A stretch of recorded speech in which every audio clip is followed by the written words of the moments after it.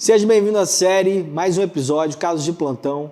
Hoje eu vou contar, né, o dia que eu virei paciente. Eu estava de plantão, eu virei paciente. É uma história muito curiosa, tá? A história pode acontecer com você, então fica comigo até o final, depois da nossa querida vinheta. Vamos lá, foi uma quarta-feira? Não sei, acho que foi fim de semana isso, hein? Foi um fim de semana, um domingão. Um domingão que eu acordei bem, né? Não tava me sentindo nada, tava normal. Tava ígido, previamente ígido, e eu dava plantão à noite, né? Começava às 7 horas da noite. Tudo bem, cheguei no plantão, né? Começou o atendimento ali. Eu lembro que eu fiz uns 2 atendimentos, assim, na primeira hora do plantão, 7, 8, por aí até umas 9. E toda hora que eu levantava, mexia, ia examinar, eu ficava tonto. Falei, caramba, que coisa estranha, né? Mas tudo bem, acabou essa primeira fase do plantão, e plantão tem isso, né? Plantão de domingo, não sei se você conhece essa história, assim, né? O plantão de domingo é um plantão bom para fazer. Eu particularmente gosto do plantão domingo. Normalmente a demanda é um pouco menor. É um dia que muita gente, né, gosta de ficar com a família e tal, mas na época, às vezes, quando a gente está começando, é um dos plantões que sempre sobra, né? Porque o pessoal mais velho quer ficar em casa, então quem entra novo na escala acaba pegando domingo. Isso aconteceu exatamente isso que aconteceu comigo nesse hospital, né? Era uma que tinha vaga, era domingo à noite e eu comecei a fazer esse plantão. E aí, por ser demanda baixa, o que acontecia? Volta de umas 10, 11 horas, a gente reunia o pessoal da cirurgia, da clínica, né? O pessoal da GO, da pediatria, quem estava ali, a gente reunia e ficava no posto de enfermagem. E aí começava uma resenha ali, né? Uma bateção de papo, conversando e tal. E nessa época era curioso, eu dormia muito pouco no plantão, né? Deixo claro porque eu não tinha compromisso no outro dia. Então eu ia para o plantão domingo à noite com a sensação de que tipo eu ia virar. Isso é um vacilo meu, tá? Isso é uma coisa que inclusive eu não recomendo que você faça, né? Se você pode descansar, né? Pô, meia-noite, né? Mesmo que você seja com um amigo, com uma amiga, ou batendo uma resenha, que seja, não faz muito sentido. Você pode descansar, descansa, pô. Senão seu outro dia fica totalmente, né, jogado para escanteio. Mas eu fazia isso, era uma mania. Então eu ficava batendo papo pra caramba com isso. Era legal, mas não faria de novo e não recomendo que isso faça. Aí, beleza. Nesse bate-papo ali no posto de enfermagem, tinha um paredão assim de vidro, né? E eu tava encostado assim, como se fosse apoiando assim, né? O braço esquerdo ou direito, eu não lembro exatamente, e conversando com uma amiga que era dermatologista, ela tava de plantão na clínica médica. E eu comentando com ela que eu tava tonto. E aí o pessoal brincando, zoando, falando alguma piada comigo. E aí eu fui fazer um movimento assim.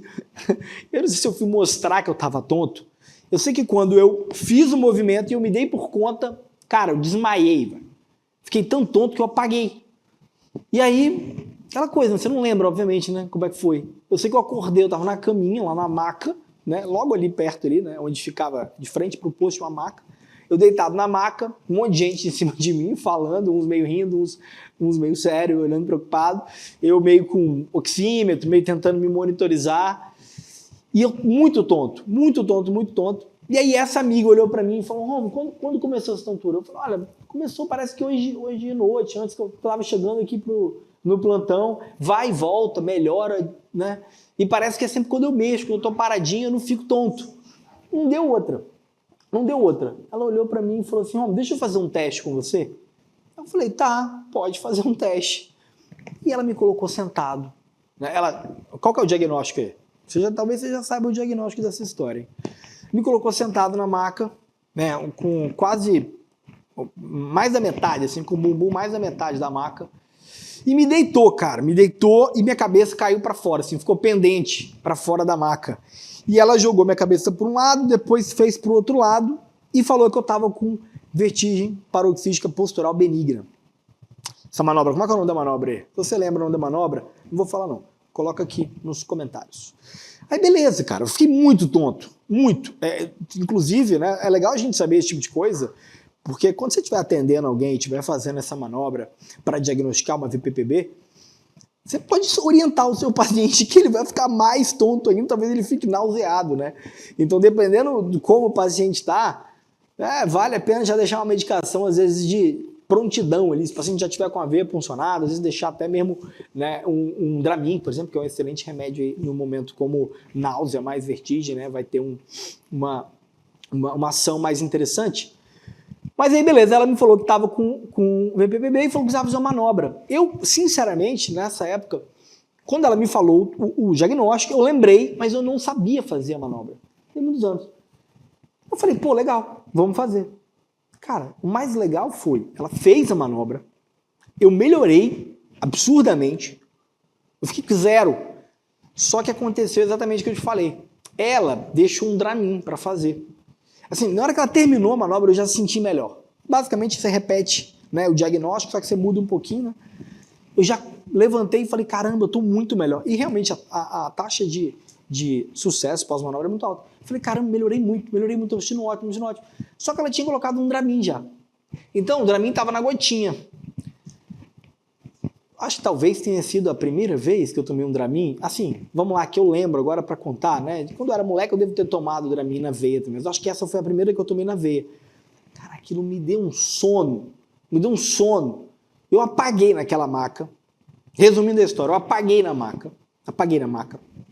Essa menina que me diagnosticou, me atendeu, prescreveu, ela ficou meio com peso na consciência de me acordar, porque, pô, o homem tá apagado aí, tava mal, desmaiou.